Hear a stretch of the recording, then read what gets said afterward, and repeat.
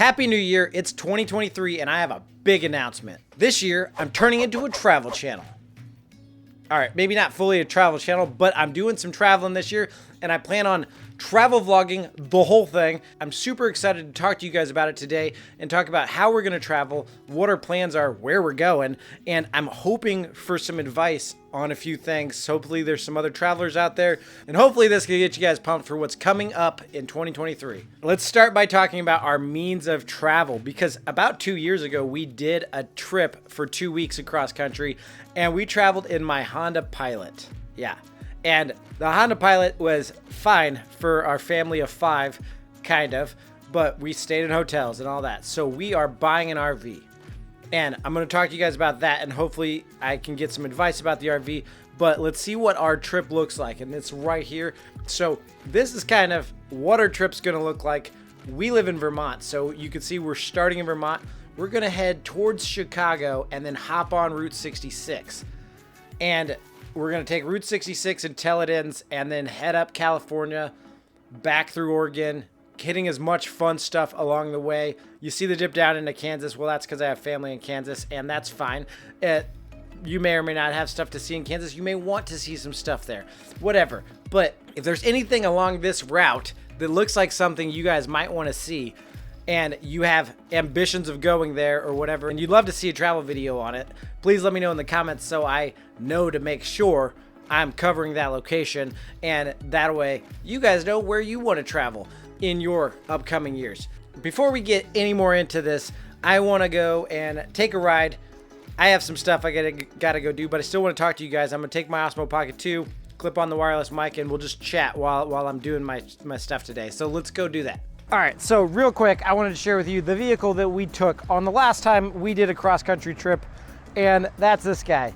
That last cross-country trip ended us in our farthest away point at Glacier National Park, and that was probably the most beautiful place I've ever seen on this planet.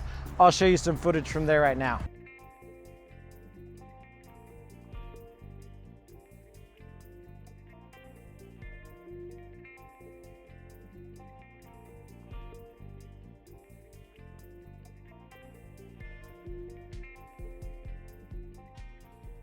Glacier National Park was just a treasure, and I almost hope that we kind of figure out a way to swing up there, but you know, I'm sure we're going to see other equal places along the way. Honda Pilot, it's got a 3rd row of seating, so that's nice, but so we had 3 kids and my mother-in-law for most of the trip, and talk about a little bit of cramped spaces. We had to actually add like luggage on top and luggage on the back, and yeah, so an RV is going to be a very interesting experience, and I'm excited to share with you guys our experience in the RV as a family of 5, and I think my mother-in-law might be joining us for some of this one too.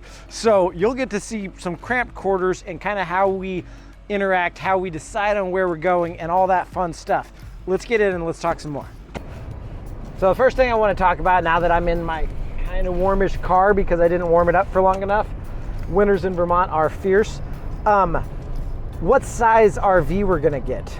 So, I mean, I'm sure you're thinking like family of 5 plus possible mother-in-law, and it should be pretty big, but we're actually aiming at 25 feet or less, because it seems like most national parks, that's the requirement to be able to like actually bring your RV in and drive through it and stuff like that, knowing that there is some exceptions, which is why I'm bringing my Super 73, bringing bikes for the kids. We actually may grab some motorized scooters for the kids, and my wife might be getting her own Super 73 before we go. That's still in the works for discussion. That way we have ways to get around and all that stuff, and we can talk more about that as the time approaches.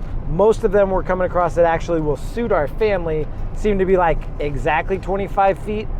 Either way, we'll have means of transportation otherwise, or at least that's my plan. But first and foremost is securing the RV. So we've got 2 that we really kind of like. One of them's in North Carolina and one's in Virginia right now. And I've been on the phone with both the dealerships, and we're trying to do video like walkthroughs and stuff with them. We're not sure. So like, we're new RV buyers. We've never owned an RV in the past. And whenever you're new to something, like, you try to do as much research as you can. Another thing we've decided, and I'm curious to know your guys' opinion, is that we don't want a diesel RV. my main reason is just gas prices. Like, and it seems like they don't even get better gas mileage.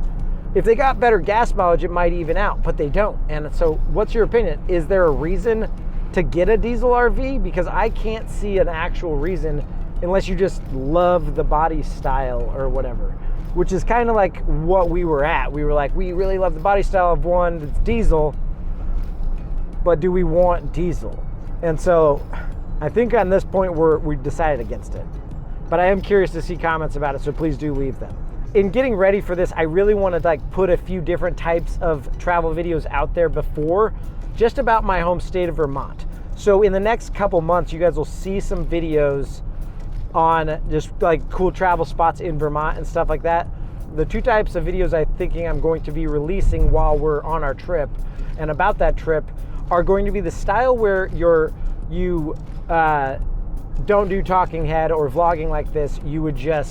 I would just take a lot of footage while I'm at a location, and then when I get back, do some voiceover and just kind of tell you guys our experience for the day.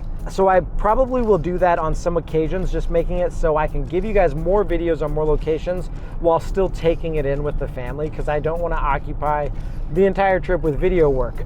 And I'm probably going to be the one driving most of the time. So there's going to be some issues with being able to actually like do the uploads as wanted. And I got to work my way around that. So you guys give me some likes and stuff, and let's grow these videos so that I have a reason to show my wife and say, hey, I need to focus on this because they want to see it. Back to the other type. So type number 2 would be doing video blogs like this, where I get up and I'm like, okay, we're at this location today. Let's get on and go out and do it. And we just talk like this. But as I'm going, show you some B-roll and just footage of stuff along the way, but then catch up by doing speaking to the camera.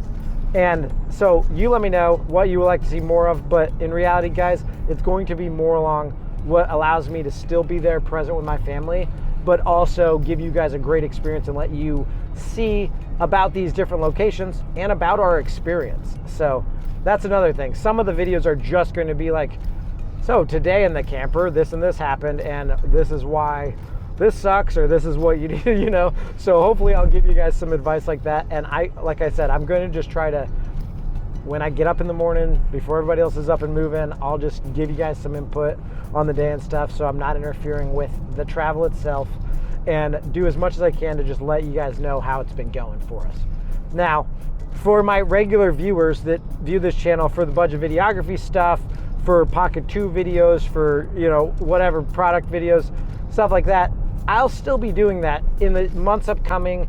I'm going to be bringing my gear along. I'll talk about using the gear that I have, my camera gear and all that stuff that I bring with me, and talk about those experiences. If I have any new, you know, accessories and stuff like that I get along the way, obviously I'll be testing them there, and I'll give you guys some reviews on how that worked out for us.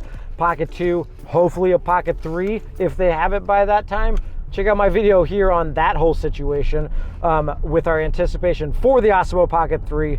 If you're watching for that stuff, guys, you know what I'm talking about. If it's here by that time, you'll get to see how to use a Osmo Pocket 3 on travel and like the trials and errors with it. All right, I gotta finish these errands, and I'm gonna see you guys back in the studio where we can wrap this up. So as you can see, I have a full planning process I gotta go through here. Please leave comments if you have any advice or if you want to know something and what you want to see along this journey, because in the next few months we've got to build up to this, and I hope to do some videos on like how we're preparing, what RVs we're looking at, and all that stuff. So please follow along. If you enjoyed this video, hit that subscribe button, you know, bell notification and all that, so you can follow along.